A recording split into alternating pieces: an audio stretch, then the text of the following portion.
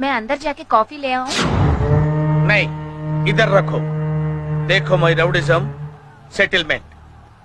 చెప్పు. వారం రోజులైంది జిమ్కెళ్ళి, బాడీ బాగా లూజ్ అయిపోయింది.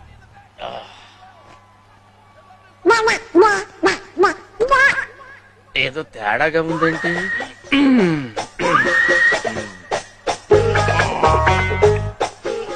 ఎంత బాడీ పెట్టుకుని భయపడ్డావేంటి? మరి నువ్వు భయపెట్టేస్తావు కదా. అంటే అది రే రామ్,